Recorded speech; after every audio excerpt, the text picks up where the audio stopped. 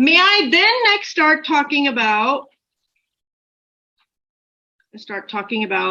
another state property of a system, and that is, I'm going to make this bigger. This was too small for me.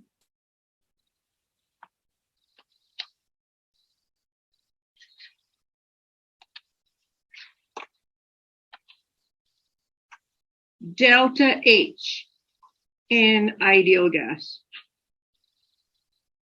Guys, pay attention to these things, because we will be doing, like when you guys do your engines and your cycles and stuff, these things are going to be very important.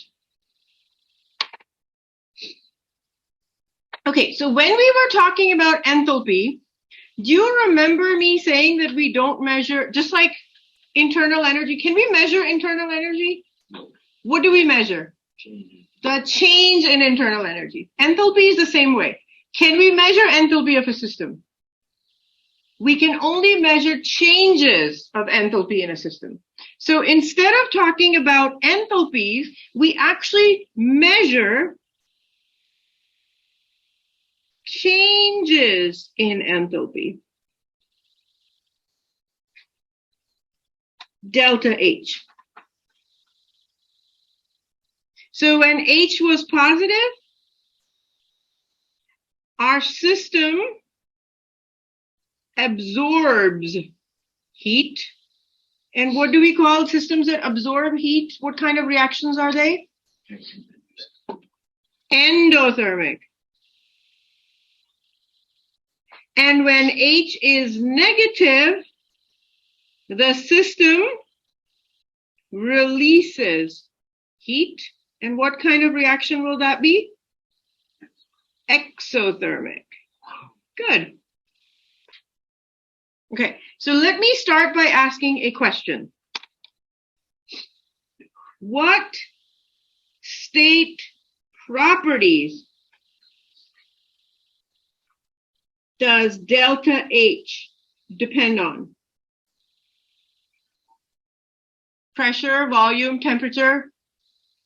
Pressure, volume, temperature, blah, blah, blah, blah, blah, blah. Okay, let's discuss. U plus P atmospheric delta V.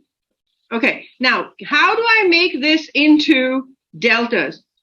So if I do delta here, and I get rid of this P because I don't know what this is, may I put this delta in here?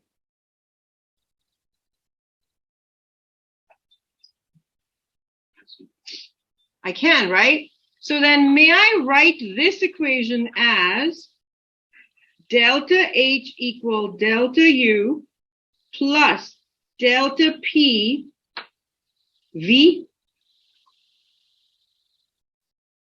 or delta U plus delta P V plus P delta V. Is that how you take care of deltas? If they are outside? How can you just move the delta from the V? Right, so this is basically double deltas. So I'm just going to ignore the delta that was there. Good point. So I'm just going to ignore this delta that was there for the beginning. Good point. Everybody okay with me doing this, right? So that's step one. Can I also rewrite this as delta H equal delta U plus NR delta T? What was my ideal, for my ideal gas, what is my ideal gas equation? Is N a constant? Is R a constant? So what is the only change that can happen on the right-hand side of this equation? T, right? So if I write this as delta PV may I write this as nR delta T? True? Okay, now, what does internal energy depend on?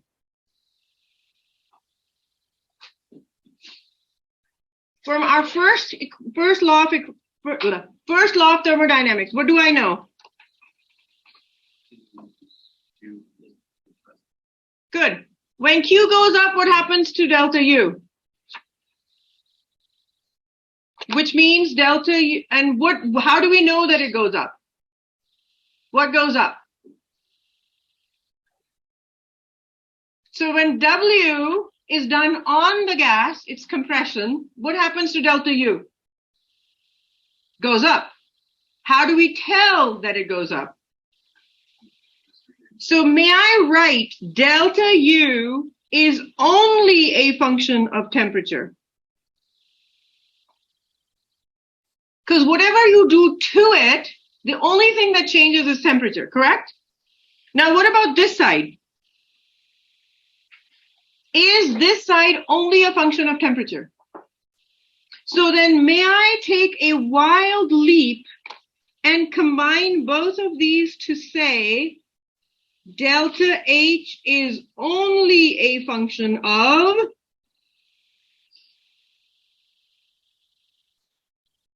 temperature.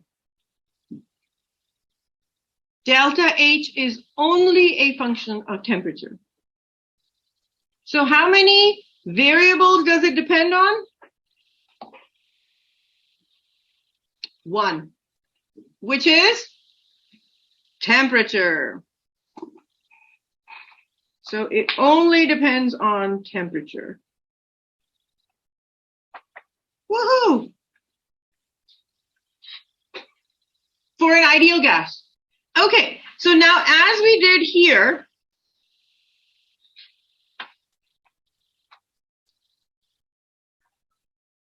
how many processes? Oh, actually, let me go back to here. How many processes? Constant V, constant P, isothermal, adiabatic, right? We have to do those again. Woohoo! This is so much fun.